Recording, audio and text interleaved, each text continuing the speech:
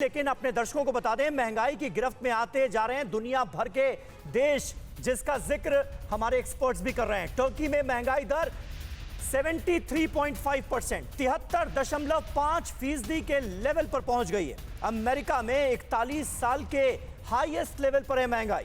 Britain, Germany में भी महंगाई दर 40 से 50 सालों के उच्चतम स्तर पर पहुंच गई है। भारत में 7% की महंगाई दर अभी भी दुनिया के कई देशों से कम है। यह भी एक हकीकत है। तो एक तरफ जो डोमेस्टिक रीजंस है उनसे समस्या है, दूसरी तरफ जो ग्लोबल इन्फ्लेशन है उसका असर भारत में देखने को मिल रहा है। और कुल मिला के अलग अलग जो कंट्रीज हैं वो कैसे प्रभावित हो रही है, देश महंगाई की मार अलग अलग कैसे झेल रहे हैं, वो आप देखिए। अब ये जो आप देख रहे हैं नीचे का आंकड़ा है, ये कितने साल बाद ये परसेंटेज पहुंचा है, यानी ये स्तर पहुंचा है महंगाई दर का। देखिए 24 सालों में सबसे ज्यादा टर्की में 73.5% महंगाई दर है, रूस में 17% है, पाकिस्तान में 14% है, ब्राजील में 11.7% है और 40 साल बाद ब्रिटेन में 9% सबसे ज्यादा महंगाई दर जा पहुंची है। 41 सालों में सबसे ज्यादा अमेरिका में 8% की महंगाई दर है और 40 सालों में सबसे ज्यादा जर्मनी में 7.9% की महंगाई दर है और भारत में 7%, जो अभी बाकी देशों की तुलना में कम बताई जा रही है। और यूरोप में ये 8.1 है, क्योंकि यूरोप में भी जो ग्लोबल इश्यूज हैं, वॉर है, उसका असर देखने को भी मिल रहा है। अब दूसरी तरफ देखिए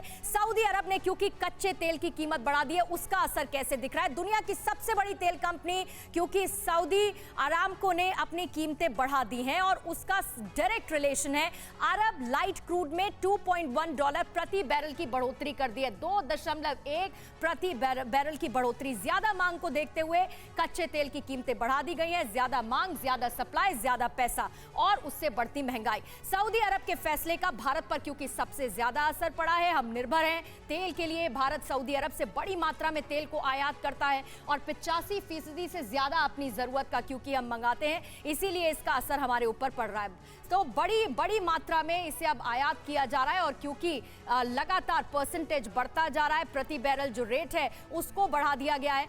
अंशुमान सर, क्या अब वैश्विक स्तर पर जो चेंजेस हो रहे हैं, अंशुमान जी हमारे पास नहीं है, जानकारी ये मिल रही है। एक बार हर्षवर्धन त्रिपाठी आप मुझे समझाइए कि जो वैश्विक स्तर पर बदलाव हो रहे हैं, एक तरफ युद्ध चल रहा है, तमाम चीजें घट रही हैं, ये सब ठीक है, लेकिन कुल मिला के जब जेब में पैसा नहीं तो आम आदमी खर्च कहां से करेगा। अगर आम आदमी तक कन्वे करना हो कि भाई ये महंगाई क्यों बढ़ रही है, तो आम आदमी को आप कैसे समझाएंगे? उसके लिए तो बड़ी समस्या है, दाल रोटी तो खानी है, घर में कच्चा तेल तो लाना ही है। देखिए प्रतिमा, मुझे लगता है कि जब हम टीवी पर ये सारी बात करते हैं तो दर्शक बहुत ध्यान से इन चीज़ों को देखता है और इसीलिए मैंने बहुत विस्तार से हिस्टोरिकल डेटा की बात की। लेकिन मैं अब आपको आज ही की तारीख की कुछ बातें बताता हूं जिसको समझना बहुत ज़रूरी है। आपने एक शब्द का इस्तेमाल किया कि जब जेब में पैसा नहीं होगा तो खर्च कहाँ से करेगा। बिल्कुल ठीक बात है, दुनिया के देशों की आर्थिक तरक्की नहीं हो रही है और उस पर वो महंगाई झेल रहे हैं। इसका मतलब ये हुआ कि उनके यहाँ कमाई भी नहीं हो रही। लेकिन आपको एक आंकड़ा आज का ही बताता हूं, S&P ग्लोबल इंडिया सर्विसेज का जो PMI बिजनेस एक्टिविटी इंडेक्स है वो रिकॉर्ड हाई पर है, 59.2 है। यानी भारत में सर्विस सेक्टर में शानदार तेजी देखने को मिल रही है। ये पिछले 11 सालों का अगर कहें तो सबसे शानदार रिकॉर्ड है।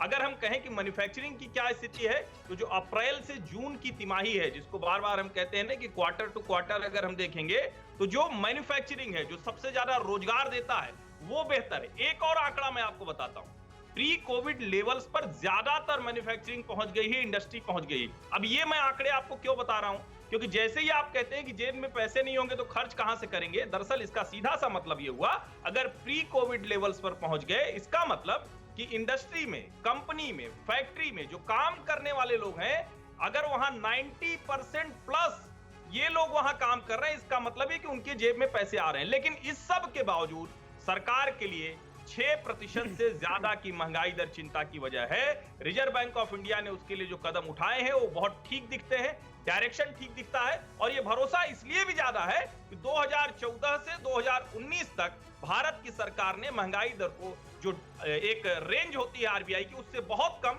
3.5% के आसपास रखा था। ये अनप्रेसिडेंटेड सिचुएशन है, इसमें भी भारत दूसरे देशों से बहुत अच्छी स्थिति में। ठीक है, यानी आपके हिसाब से सरकार की तरफ से इस महंगाई पर काबू पाने की जो कोशिशें की जा रही हैं वो काफी हैं।